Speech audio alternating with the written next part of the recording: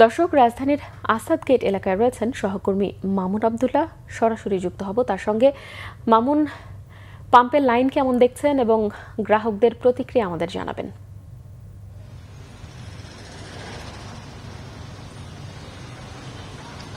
কনক, আপনাকে ধন্যবাদ।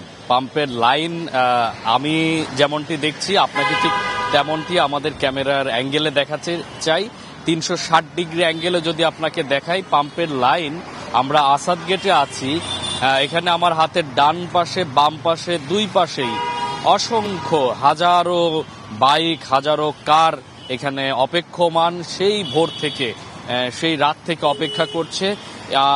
এই মুহূর্তে আসলে ডান পাশে যে লাইনটি দেখতে পাচ্ছেন আসাদ গেটের, এই লাইনটি একেবারে সংসদ ভবন ছেড়ে, মোহাম্মদপুর ছেড়ে একেবারে আপনার সেই কয়েক কিলোমিটার এরিয়া এটি পার হয়ে গেছে। একই সাথে আমার বাম পাশে যে লাইনটা, সেটাও যদি আপনাকে দেখাই, রাস্তার দুই পাশেই বড় সিরিয়ালে এখানে প্রাইভেট কারের লাইন, এবং তার পেছনে আছে হচ্ছে আপনার বাইকের লাইন। এই লাইন কিন্তু শেষ হয়েছে কয়েক কিলোমিটার গিয়ে, এবং এটি সেই ভোর রাত থেকেই কিন্তু চলছে। আমার বাম পাশের যে সোনার বাংলা সার্ভিস স্টেশন যেটি দেখতে পাচ্ছেন, পেট্রোল পাম্প, এই পাম্পে তেল দেওয়া হচ্ছে। তো এখানে কিছুটা লাইন এগুচ্ছে আমরা দেখতে পাচ্ছি। তবে আমার ডান পাশের যে সংসদ ভবন লাগোয়া যে স্টেশন, এই স্টেশনে কিন্তু তেল দেওয়া হচ্ছে না, সেখানে লাইন স্থির হয়ে আছে। আমরা গ্রাহকদের সাথে কথা বলেছিলাম, যারা তেল প্রত্যাশী, যারা জ্বালানি প্রত্যাশী, তারা বলছে ভোর রাত থেকে তারা সিরিয়ালে এখানে আছেন। এই যে ঘটনা, এই ঘটনাটা কিন্তু আমরা কয়েক মাস ধরেই আপনাদেরকে বলে আসছি। এই একই পরিস্থিতি, এটির কিন্তু কোনো প্রকার চেঞ্জ নেই।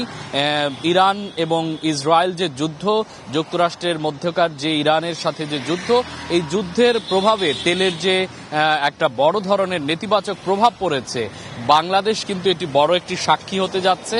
এবং এই প্রভাব থেকে বের হতে বাংলাদেশ সরকার গ্রাহকদের কথা চিন্তা করে, পাম্প স্টেশনের কথা চিন্তা করে, ভোগান্তি যাতে না হয়, অনেকের অনুরোধে কিন্তু জ্বালানির দাম বাড়িয়েছে। জ্বালানির দাম বাড়িয়েছে বলতে, আগে যেখানে গ্রাহক আপনার ডিজেল অকটেন 600 টাকায় 5 লিটার যেখানে পেতেন, এখন কিন্তু 600 টাকায় 4.2 লিটার পাচ্ছেন। তারপরেও তাদের আসলে আশা ভরসা ছিল যে তারা স্বাভাবিকভাবে জ্বালানির সরবরাহ স্বাভাবিক হবে, তারা স্বাভাবিকভাবেই আগের মতো তেল নিতে পারবেন, এমনটি প্রত্যাশা কিন্তু তাদের ছিল। কিন্তু তারা যে ক্ষোভের কথা বলছেন যে জ্বালানির দাম বাড়ানোর পরেও তাদের যে দীর্ঘ লাইন, এটি দীর্ঘ থেকে আরো দীর্ঘ হচ্ছে। এই দীর্ঘ লাইন আসলে কবে নাগাদ শেষ হবে? সরকারের মনিটরিং সেল এটা উন্নত করার তারা জোর দাবি জানিয়েছেন।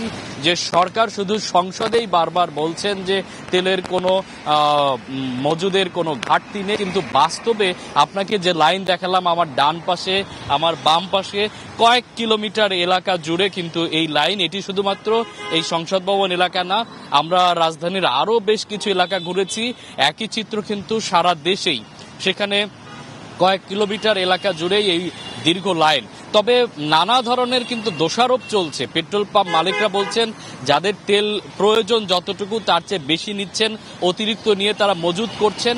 আবার কিন্তু গ্রাহক পর্যায়ে থেকেও কিন্তু এই অভিযোগ খণ্ডন করে তারা বলছেন যে মূলত পাম্প স্টেশনের মালিকরাই কিন্তু তেল আপনার মজুত করে রেখেছেন।